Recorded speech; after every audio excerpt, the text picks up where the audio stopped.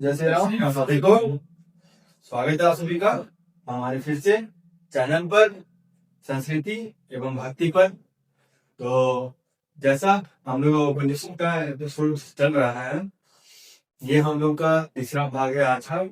और आज हम लोग जानेंगे ज्ञान से परिवर्तन, जिंदगी में क्या क्या होता है, ज्ञान हम लोग को अर्जित करने से क्या क्या परिवर्तन हम लोग को मिल सकता है अपने भविष्य में, अपने वर्तमान में। तो बिना देरी किए शुरू करते हैं वीडियो को और बने रहिए हमारे चैनल पर। खुद को ऊपर उठाओ, अपने आप को नीचे मत गिराओ, क्योंकि इंसान खुद ही अपना दोस्त है और खुद ही अपना दुश्मन भी है। अर्थात इंसान अपने ही हाथों से अपने आप को संवारता भी है और अपने आप को बिगाड़ता भी है। सब कुछ हमारे ही हाथों में है। तो चलिए इस कहानी को हम लोग एक कहानी की तरह से ही समझते हैं।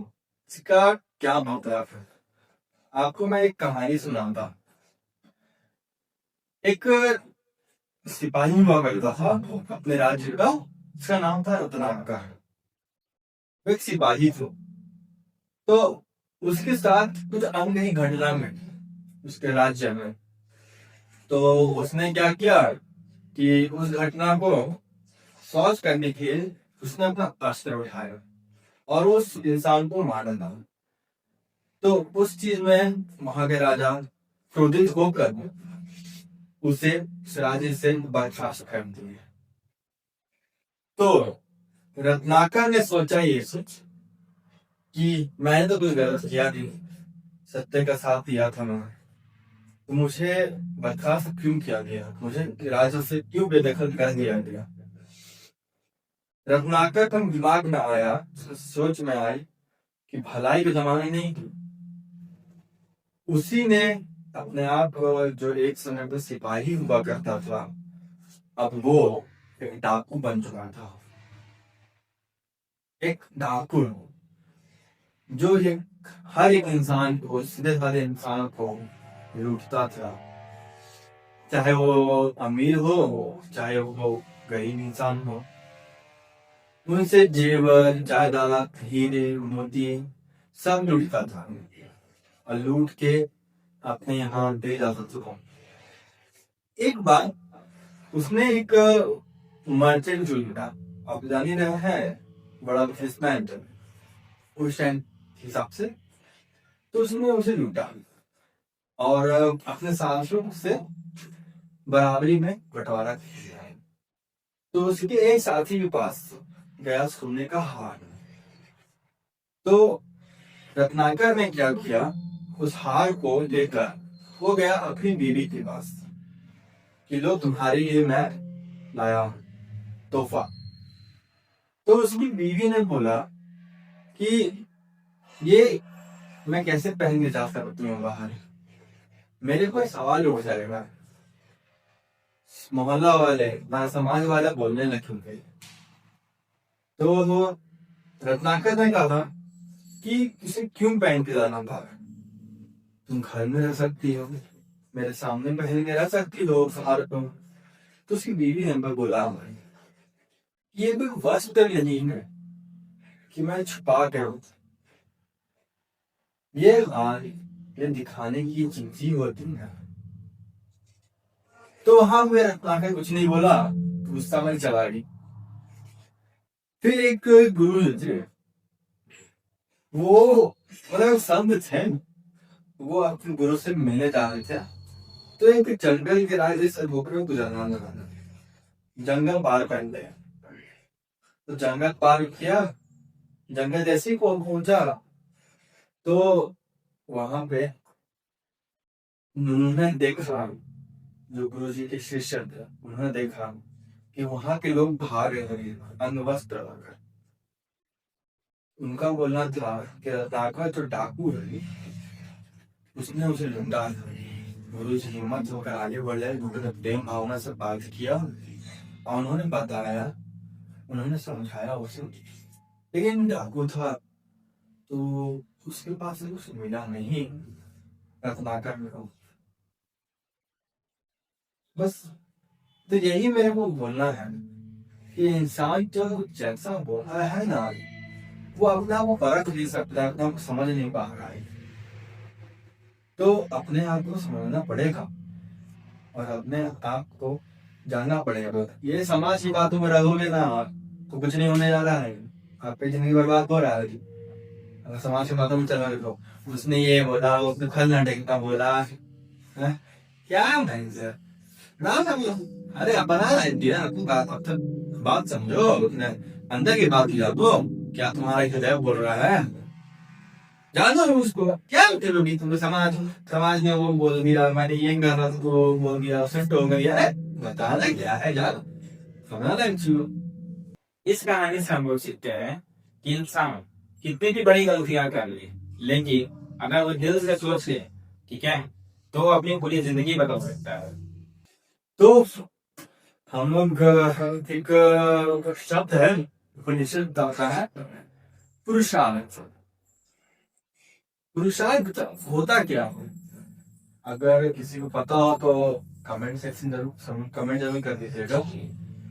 बाकी जानते हैं पुरुषार्थ का मतलब क्या हो रहा है।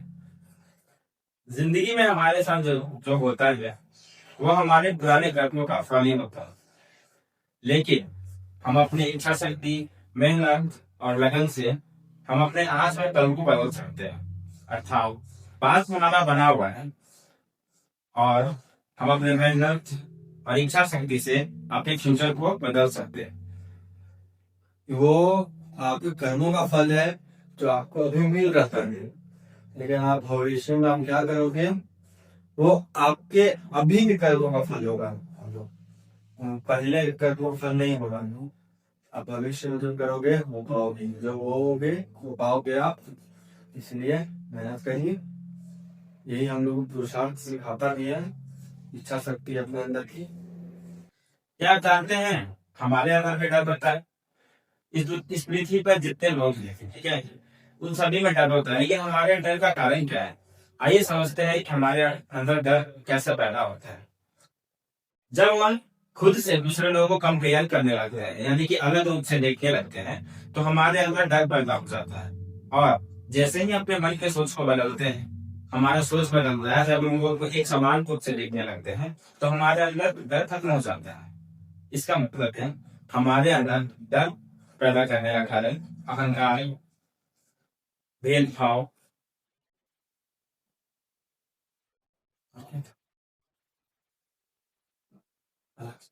अलग सोच, ये सभी चीजें हमारे अंदर डर पैदा करता है। बेवकूफ आप हैं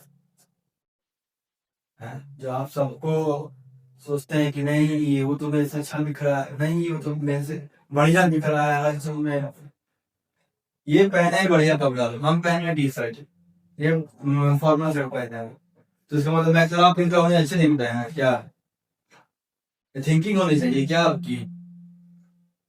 अगर आपको खुद को बदलना है तो सबसे पहले अपनी सोच को बदलें, तभी आप अपना फ्यूचर का निर्माण कर सकते हैं। अरे आप दूसरा को देखने कैसे करते हैं, क्या लेना है दूसरा क्या कर रहा है क्या नहीं कर रहा है, आपको अपना भविष्य सुधारना है। आपको जो अच्छा लगता है, आपको मन से जो सही कार्य करना है आप वो करिए, अपना भविष्य सुधारिए। दूसरा से क्या लेना देना है आपको, दूसरा क्या पहन रहा है, दूसरा क्या खा रहा है, दूसरा कहाँ रह रहा है, आप उसका अच्छा सोचो ना, दूसरा क्यों देखना है आपको, सही कार्य करो। अहंकार किस बात का भाई, घमंड किस बात का, लोभ किस बात का। दुनिया में ना लोभ नहीं होना चाहिए, संसार में ना लोभ नहीं होना चाहिए कोई भी प्रति, किसी के भी प्रति। ये अच्छा खाना खाते हैं, हम खराब खाना खाते हैं क्या, ये भी वही दाल रोटी खाते हैं, आप भी वही दाल रोटी खाते हैं, मैं भी वही दाल रोटी ही खाता हूँ, क्या फर्क है पहनावा का, क्या पहनावा खराब है, नहीं आपकी सोच खराब है, अपनी सोच को सही करो, समझे। निषद हमें अपनी सोच के बारे में सिखाता है, अपने हृदय की बातों को सुनना सिखाता है, सुधारने का मौका ना हर किसी को मिलता है। एक श्लोक का बहुत बढ़िया संदेश दिया हुआ है, मतलब वो श्लोक तो याद नहीं आता है, लेकिन उसने एक संदेश दिया हुआ है। अगर कोई बहुत बुरा काम करने वाला व्यक्ति भी, बहुत बुरा काम करने वाला व्यक्ति, अगर वो ठान ले कि उसे सुधारना है और वो दिल से हमारे भगवान को याद कर ले ना, तो वो भी एक अच्छा इंसान बन सकता है, वो भी बहुत अच्छा इंसान बन सकता है। सुधरने का रास्ता खुला हुआ है, खोजना आपको है, वो मार्ग पर जाना आपको है, वो मार्ग का तलाशी आपको करना है। कि वो आप चाहे बाहर खोजो या अपने अंदर खोजो, सभी के लिए रास्ते खुले हैं, हमारे लिए, इनके लिए, आपके लिए, पूरे संसार के व्यक्ति के लिए खुले हुए हैं। सुधरने के रास्ते खोजना आपको है। अगर आप चाहते हो कि आपका भविष्य अंधकार में ना बीते, तो जाइए, खोजी जाके इस रास्ते को, तलाश करके। अब बाहर भी बताइए खोजने, आपको कहाँ आपको मिलता है सुधरने का रास्ता, सुख कहाँ मिलता है, अगर अंदर खोजिएगा तो आपके अंदर मिलेगा। आपकी मर्जी है और आप पे निर्भर करता है। तो अगर आप खुद को बदलना चाहते हैं, खुद को सुधारना चाहते हैं, तो सबसे पहले आपको अपने मन की सोच को सुधारना होगा। जी हाँ फ्रेंड्स, सबसे पहले आपको अपने मन की सोच को सुधारना होगा। चलिए आज इस वीडियो को समाप्ति से पहले आज से ही एक छोटी सी शुरुआत करते हैं। खुद को हमें हमेशा आगे की ओर ले जाना, कभी भी नीचे की ओर नहीं रहना है। यानी कि हमें हमेशा आगे बढ़ते रहना है, कभी भी पीछे नहीं मुड़ना। ठीक है, तो खुद को आप आगे बढ़ते चलिए और सही कार्य की सभी मार्गदर्शन में चुनिए, कोई गलत कार्य में नहीं, और सही कार्य बढ़ते चलिए, आप एक दिन बहुत बड़ा मुकाम हासिल करिएगा। चाहिए तो कभी पीछे मुड़ देखना नहीं है कि आपका पास क्या है, आपका कदम जो है कहाँ डगमगाया था, वो आप मत याद रखिएगा। सिर्फ आपको आगे बढ़ते रहना है, आप बस ये दिमाग में रखिएगा, और सही कार्य से और सही मार्ग से आपको बढ़ना है आगे। तो चलिए आज नई जानकारी के साथ हम अपनी वीडियो को समाप्त करते हैं। मिलेंगे कल फिर इसी शुरुआत के साथ, कल इसी वीडियो पे इससे आगे की जानकारी आपको कल की वीडियो में बताएंगे। अगर वीडियो पसंद आया हो आपको तो अपने दोस्तों के साथ सबके साथ शेयर करिए, और उन दोस्तों के साथ भी शेयर कर दीजिए जो अपना मार्ग नहीं समझ पा रहे हैं, तो अपना मन के अंदर की बातों को समझेंगे हम। तो आज की वीडियो में से इतना ही, मिलते हैं आपसे अगले एपिसोड पर। तब तक के लिए सभी को जय श्री राम।